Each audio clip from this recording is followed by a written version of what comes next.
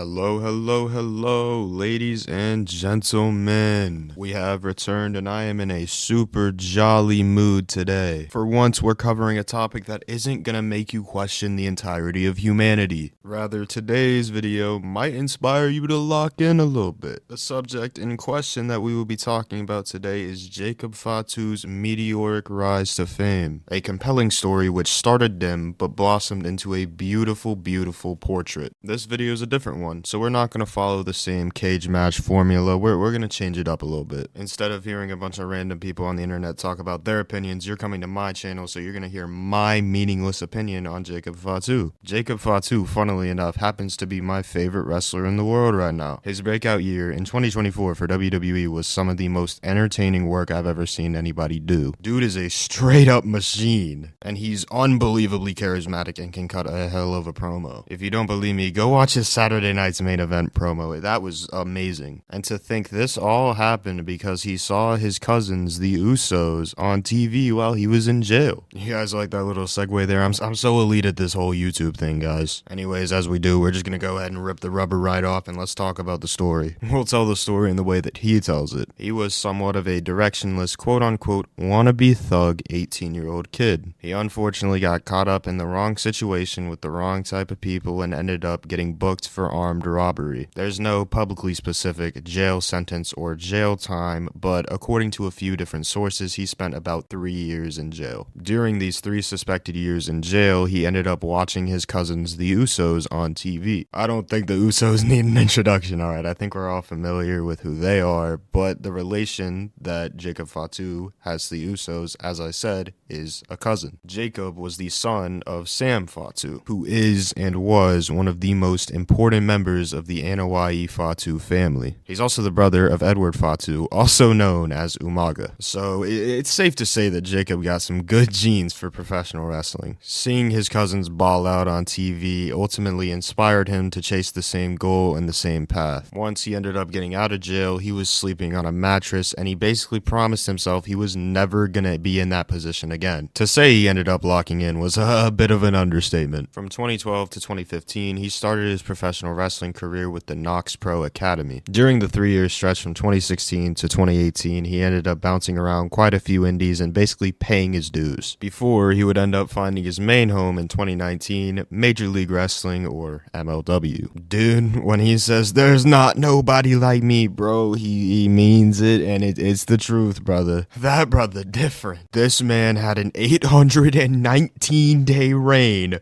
with the MLW World Heavyweight Championship. Oh my lord. During this time, he also made a few sporadic appearances for the likes of GCW, House of Glory, Reality of Wrestling, and Supreme Pro Wrestling. He also held the House of Glory World Heavyweight Championship. He even made an appearance for New Japan in 2024 before signing with WWE. Unfortunately, that leads us here to 2025, where he is full-time signed to WWE. And not only that, he's also one of the most important and most televised characters on Friday Night SmackDown. When I say this dude is different, he is different. This is a damn near 300-pound man doing moonsaults and cruiserweight moves like it's nothing. Not only that, but he's also cutting some of the best and most entertaining promos on the entire roster, and I mean even like the entire industry, really. Like we all know the I love you Solo. We all know that, but like, this dude can really talk for real. He really out there busting asses in the ring and on the microphone. It's insane. His feud and match with Braun Strowman was absolute cinema. I loved it, and that Saturday Night's Main Event match is forever going to be like my comfort match. Jacob Fatu is so good that he made me care about Braun Strowman of all people. And I know I'm in the minority when I say that I was a huge fan of the Solo Sikoa gimmick, but I think the main reason I was a fan of it was because he was surrounded with Jacob Fatu and Tama Tonga. He made Solo's stable just so much more legit and made it like, he made you care about it, or at least me. It made the whole bloodline thing so much more enjoyable for me. And it hit different when he be doing that little shaky emote thing, bro. Another thing that hit different is when I saw that video of him like meeting the boogeyman. Bro looks so happy. The way he talks in interviews and like away from the ring, bro,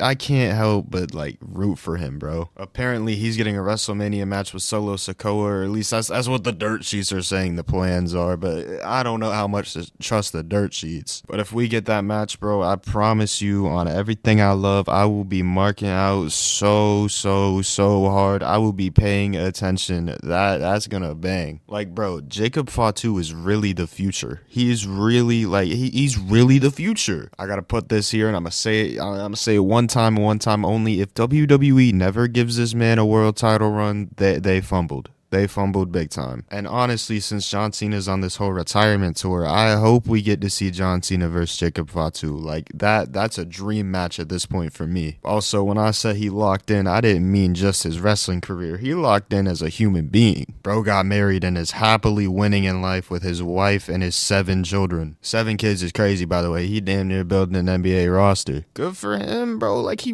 really turned his life around and really got everything back on track. He really setting the standard for it's never too late to lock in. He proven that you can really turn everything around as long as you have that bit of motivation and as long as you actually do it. He got up off his ass and he made it happen. That's just, you love to see it. That's beautiful. We need to see someone do a movie on this guy's life because it really is crazy. Also, back to the 7 kids thing, bro. He is literally like, the Bloodline's gonna run WWE for decades at this point. There's finna be a new tribal chief every 5 years. Also, for those of you that are just fans of Jacob Fatu like I am, go watch his work with Zilla Fatu in a tag team back on the indies and like GCW. Whenever Zilla gets his mainstream opportunity, bro, it's over. It's over, bro. It's over. Go ahead.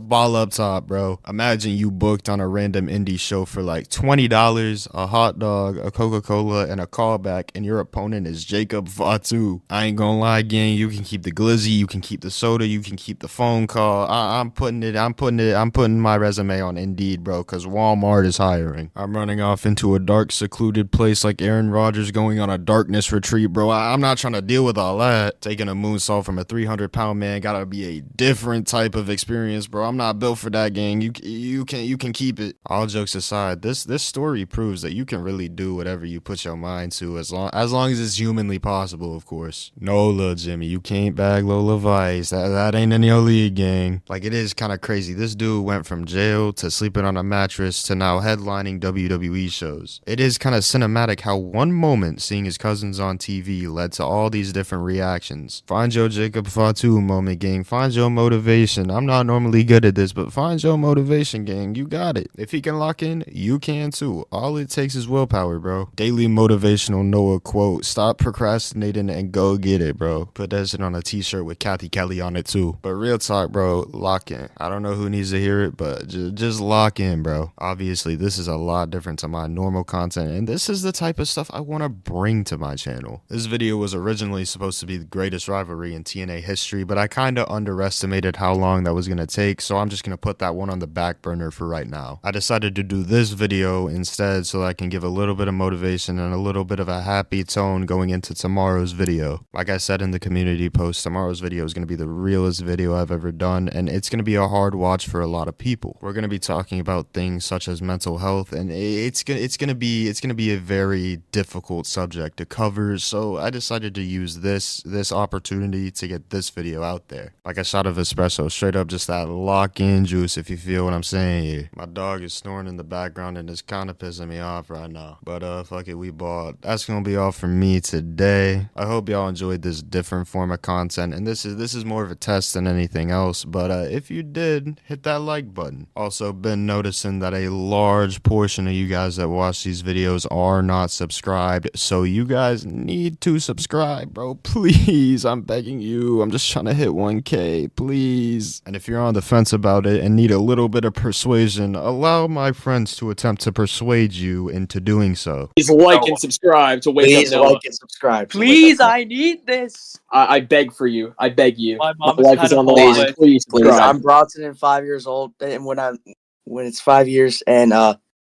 am a degenerate.